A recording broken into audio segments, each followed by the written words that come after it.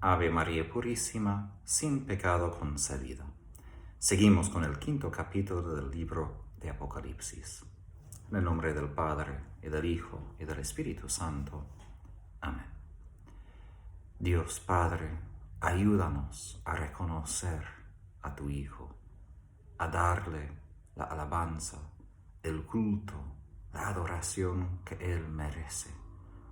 Permite que nuestros corazones se abran completamente a Él, su presencia, su enseñanza, para que seamos sus discípulos fieles aquí en la tierra y sus santos en el cielo.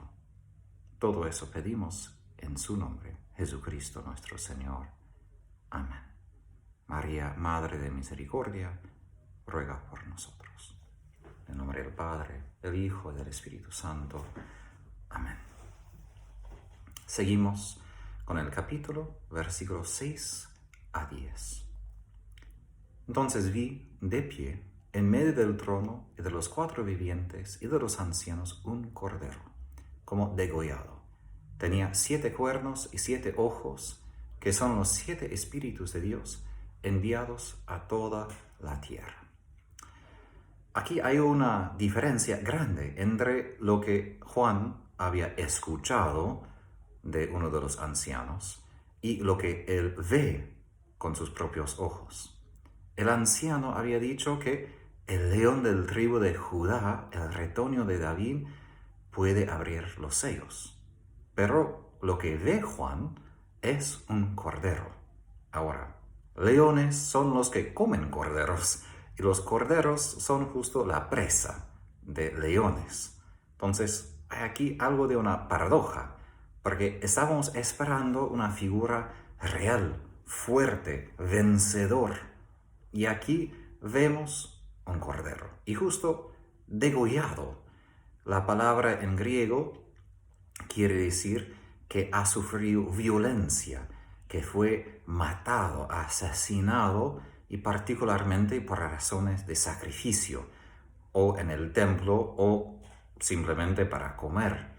Entonces, es un poco raro, y es importante tomar esto como probablemente vio Juan y entendió Juan, porque para nosotros resulta normal, ya sabemos que esto es lo que él ve porque leemos su libro.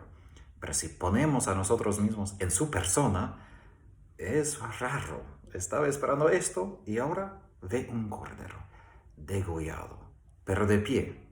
Entonces, otra paradoja, porque en ese libro no tanto enseña usando palabras como nosotros hoy en el mundo científico, sino símbolos, degollado pero de pie.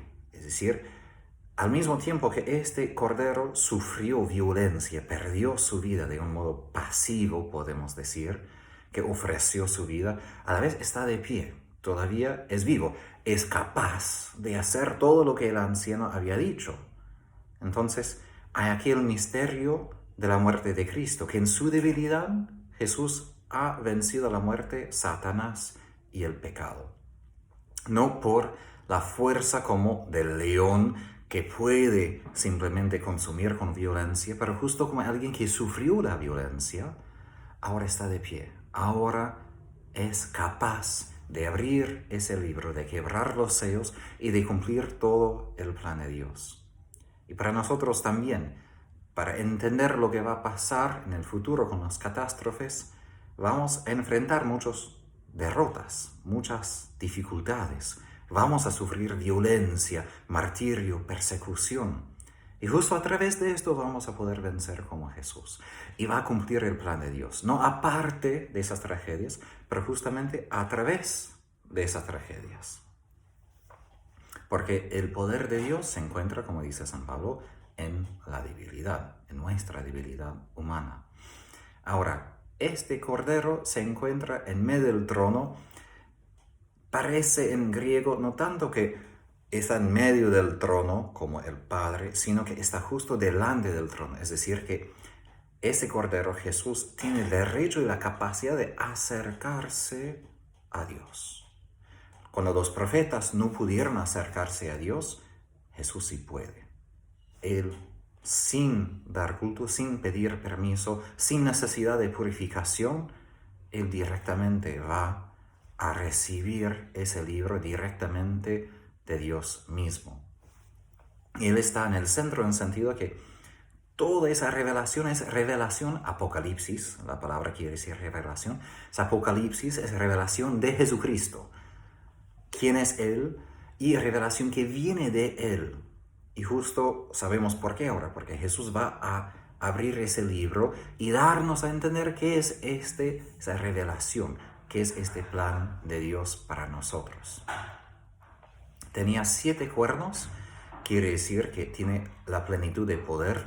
Ahora, muchas veces nosotros en lo que pintamos de ese cordero es un cordero normal, porque si pintamos el cordero tal cual está descrito aquí, sería un cordero bien raro.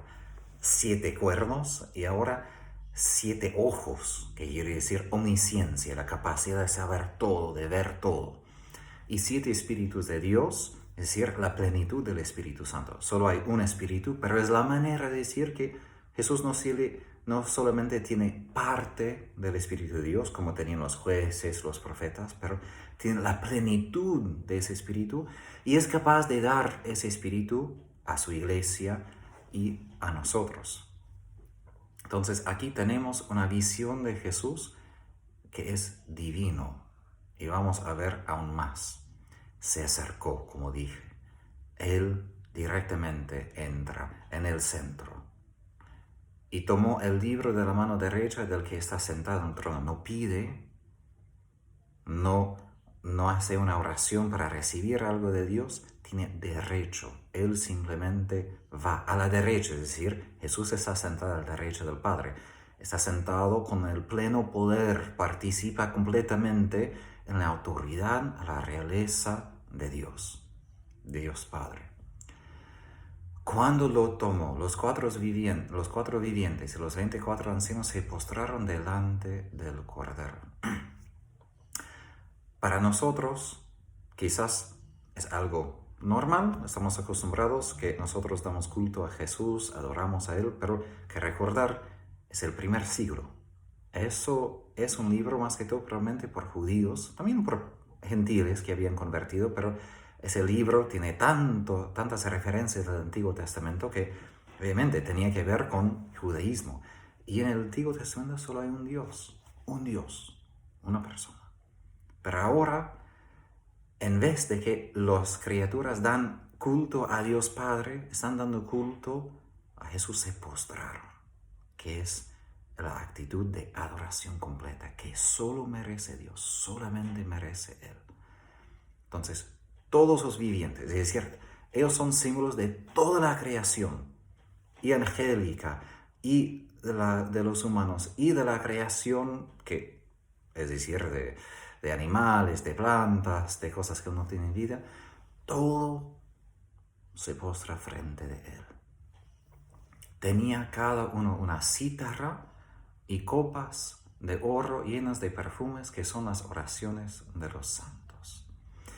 Ahora, en los salmos sabemos que tenían cítaras, porque dice en las introducciones para la cítara, de 10 o 12 cuerdas que acompañaban la liturgia en el templo, el canto para Dios.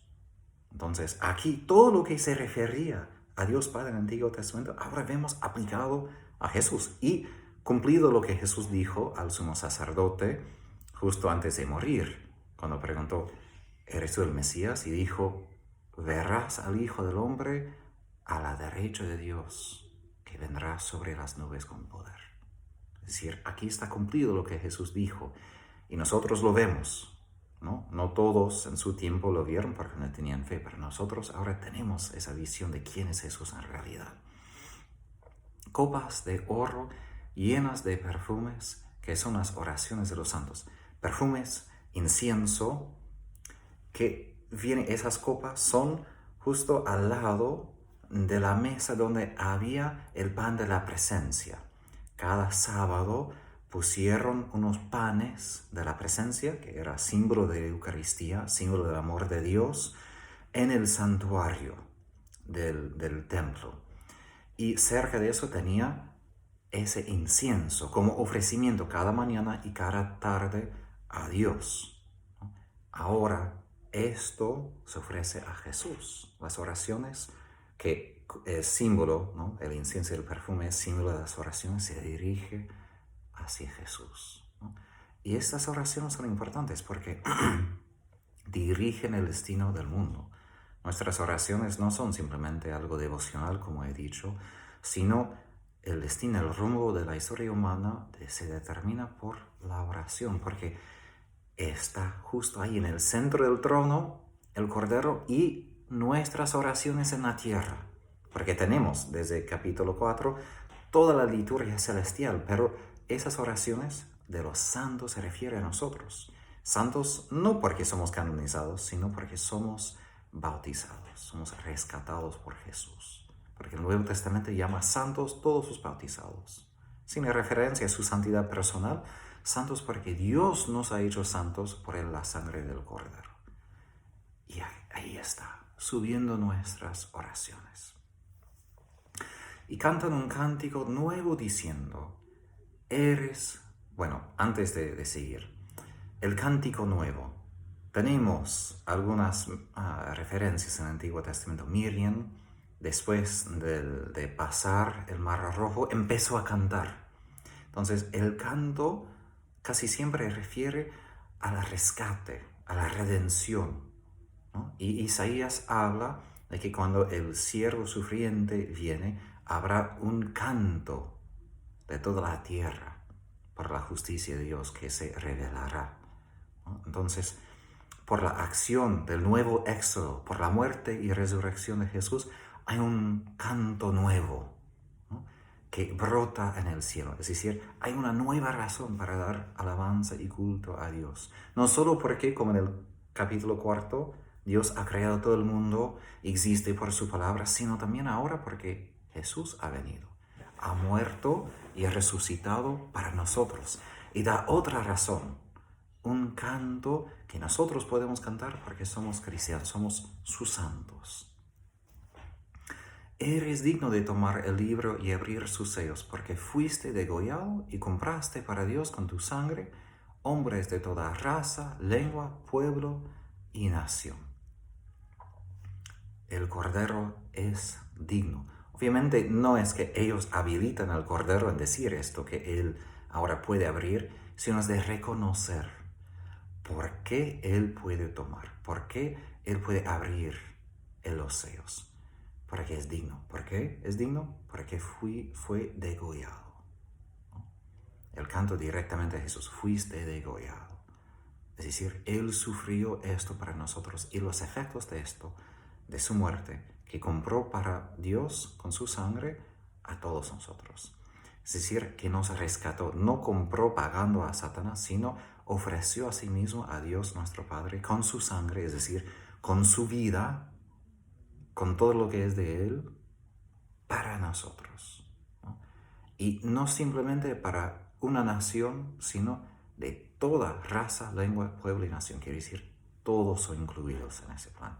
Dios quiere la salvación de todos. Su sangre, su degollamiento, su ofrecimiento vale para todos, no simplemente por una región u otra, sino para todos. Y has hecho de ellos para nuestro Dios un reino de sacerdotes y reinan sobre la tierra. Esta idea de ser reino de sacerdotes viene del Antiguo Testamento. Después de que llegaron a Sinaí, antes de que ellos dieran culto a ese becerro de oro, Dios quería que todo el pueblo de Israel sería un pueblo sacerdotal. Es decir, que podrían estar en su presencia, podrían ofrecerle sacrificio, podrían darle culto, alabanza, cantar este cántico nuevo y también dar testimonio de él frente de los demás. Es decir, que podrían ser como puente entre Dios y el mundo, porque ellos, viendo quién es Dios, podrían proclamar la grandeza de Dios a los que todavía no lo ven, que no son sacerdotes. Pero ahora todos nosotros somos sacerdotes. ¿Pero qué quiere decir esto? No que todos somos ordenados como yo. Mi ministerio, mi sacerdocio como de sacramento, sirve el sacerdocio universal que todos tenemos a través del bautismo. Y ese sacerdocio se desempeña a través del crecimiento en las tres virtudes cristianas: fe, esperanza y amor. ¿Y cómo vivimos ese sacerdocio real? Primero, que es un reino de sacerdotes. No solo, sino todos juntos. Somos sacerdotes en vivir juntos, todos juntos, alabando a Dios, dando culto a Él, ofreciendo sacrificio a Él. Sacrificio de cosas grandes y cosas pequeñas en nuestras vidas, ¿no? Y después de esto, si somos sacerdotes, reinamos sobre la tierra. No solo que Jesús reina desde el cielo sobre nosotros, sino en ser sacerdotes compartimos su poder, compartimos su autoridad ya sobre la tierra. Porque como he dicho, nuestras oraciones, nuestra capacidad de interceder frente de Dios lleva consigo autoridad para cambiar el rumbo de la historia del mundo, de cambiar la dirección del mundo. Entonces, es un cargo bien importante para nosotros. Ahora, perdón que tengo que tomar un momento para asegurar que estoy compartiendo todo.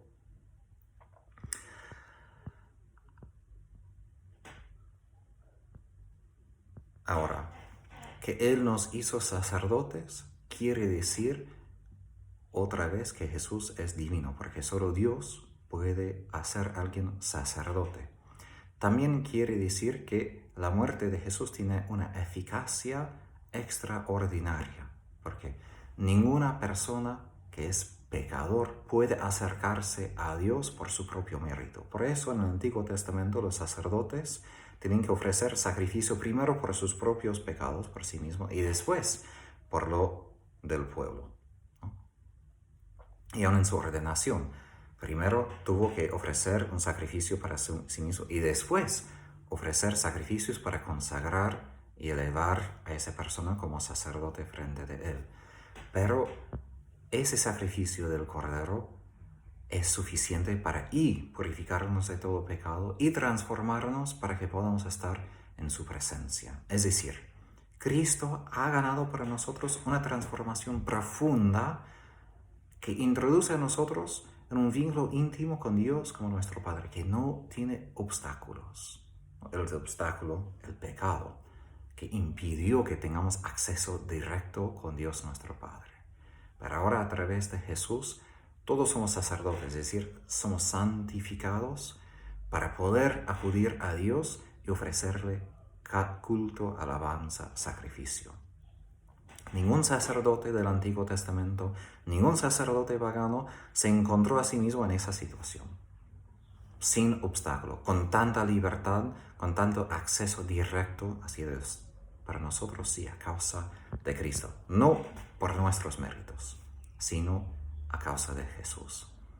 Ahora, ya mencioné en pasar cómo somos o cómo cumplimos esa función como sacerdotes. Culto cristiano, en participar en la Eucaristía. Participar en la Eucaristía no quiere decir simplemente que nosotros leemos la lectura o cantamos o tenemos otra función, sino que nosotros somos unidos a Cristo en su ofrecimiento de sí mismo hacia el Padre. Y así San Pablo habla en Romanos 12 que debemos ofrecer nuestros cuerpos como culto espiritual hacia Dios. ¿Y cómo lo hacemos?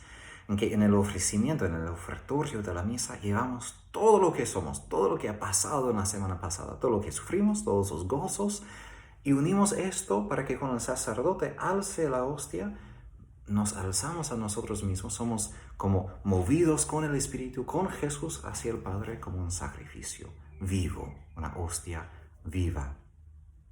Primero en la Eucaristía y también en la vida cotidiana, de alabarle, escuchar música cristiana, de ofrecer lo que sufrimos a Él con intención, como en la mañana de ofrecer todo de antemano hacia Dios como sacrificio, expiación de nuestros pecados por una intención particular. También por las oraciones, intercesión por nosotros, por los demás, por lo que está pasando en el mundo. Martirio, porque martirio es cuando se hace real nuestro sacrificio con Jesús. lo que pasa simbólicamente, pero realmente en la Eucaristía, la muerte y la resurrección de Jesús, es lo que pasa realmente cuando muere un mártir. Es decir, es el cumplimiento del sacerdocio bautismal, de ofrecer todo lo que somos, hasta la vida propia, para Dios Padre, en unión con Jesús. Y el testimonio. Mártir en griego quiere decir testigo. Entonces, es el momento final para dar testimonio, para toda nuestra vida debe ser testimonio, porque somos testigos. Podemos ver a Dios a través de la fe, tenemos acceso a Él, entonces frente al mundo debemos dar testimonio, porque somos testigos de ojo, debemos dar testimonio de Dios, de su plan, frente del mundo que no lo puede ver todavía. Entonces, tenemos una vocación muy alta, todos nosotros, y vemos en los santos, especialmente las mujeres, que ellas cumplían esa función sacerdotal. Santa Faustina salvó no sé cuántas almas. Un día Jesús llevó a ella un copón lleno de hostias y dijo, en esa cuaresma nomás, son la cantidad de las almas que ella ha ido a salvar. En una cuaresma, por su sacrificio, por su sufrimiento, por su participación en la misa, por su oración. Entonces, no es simplemente que yo tengo mi misterio sacerdotal, sí lo tengo, pero es para que ustedes puedan vivir su sacerdocio bautismal y ser todos juntos, yo con ustedes, una ofrenda, una víctima, una hostia viva que ofrecemos a nosotros mismos hacia Dios para la salvación del mundo, en unión con Jesús, para ganar todos los hombres de toda raza, lengua, pueblo y nación, para que todos puedan ser rescatados, ¿no? Porque en parte la plenitud de la eficacia de Cristo, de su muerte como Cordero, depende de nuestra participación. Sí, Él puede ser todo sin nosotros, pero Él quiere vincular a nosotros con esto. Él quiere cumplir su plan no sin nosotros, pero a través de nosotros, para que nosotros, en ser sacerdotes, podemos también ejercer esa autoridad de reinar, de gobernar a los demás. ¿Y qué es gobernar? Buscar su bien, buscar su salvación, de buscar la justicia. Y no hay manera ahora en un mundo de pecado de buscar justicia fuera de la cruz, fuera de un sacerdocio que primero ofrece no a los demás en sacrificio, sino a nosotros mismos en unión con Jesús. Entonces nosotros también somos llamados a ser corderos, de ser sacerdotes como corderos que sufren, que padecen, que son los sacrificios. Y de hecho en todo ese libro de Apocalipsis se menciona ese título de Jesús, lo más cordero, 28 veces, 7 veces por 4 veces, 7 la plenitud, y 4 quiere decir su significado universal, como hay norte, sur, este y oeste, es decir, ese es de significado universal. Aplica a toda la historia, todo el mundo, toda la iglesia y a nosotros también. Debemos seguirle, en darle culto, a reconocer, somos con Él ese Cordero, para ofrecer ese sacrificio a Dios Padre, para cumplir todo este plan. El plan que vamos a escuchar en los capítulos que vienen, pero depende también de nosotros, de lo que ofrecemos en el silencio que nadie ve. Pero la historia del mundo depende mucho de nosotros, de cristianos. Podemos quejarnos mucho de los políticos, de otras personas, pero de hecho, en la historia del mundo depende de Jesús, porque Él es Señor. Él es quien puede abrir ese libro y cumplir el plan de Dios. ¿Y cómo Jesús hace eso? A través de nosotros que somos su cuerpo. Como depende de nosotros, de nuestro sí, que sí, puedes usar a mí para cumplir tu plan como hacía la Virgen María.